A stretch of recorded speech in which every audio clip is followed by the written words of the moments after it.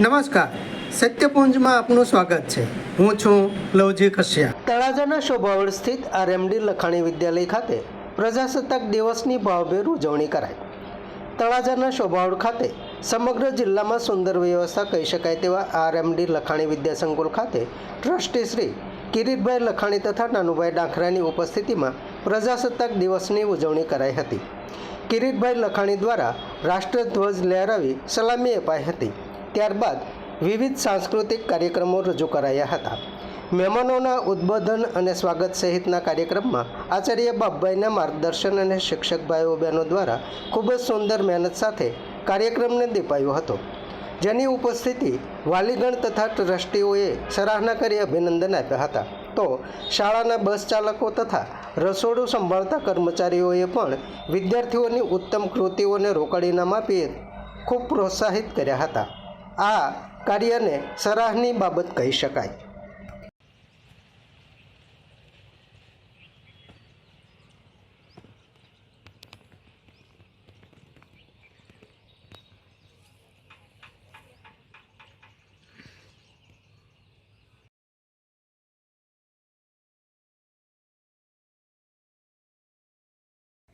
આપણે સૌ કોઈ જાણીએ છીએ કે આપણો ભારત દેશ એ 15મી ઓગસ્ટ 1947ના રોજ આઝાદ થયો હતો।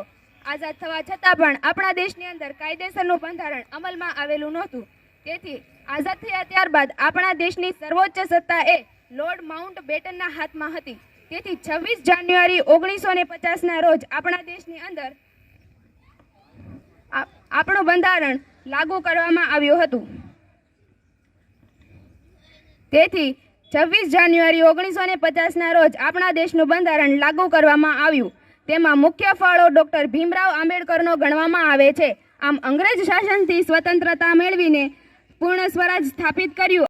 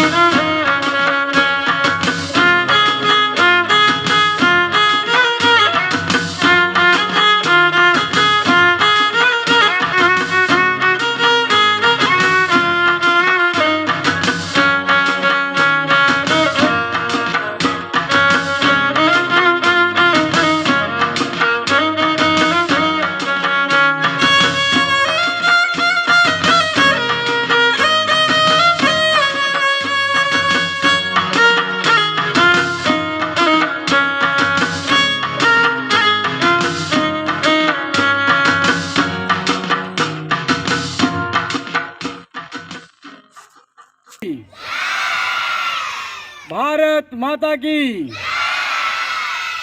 વંદે વંદે.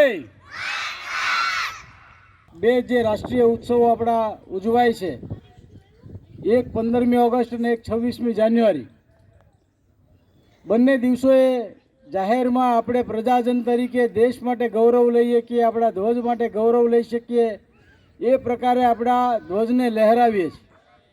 15મી ઓગસ્ટે આપણો દેશ આઝાદ થયો હતો.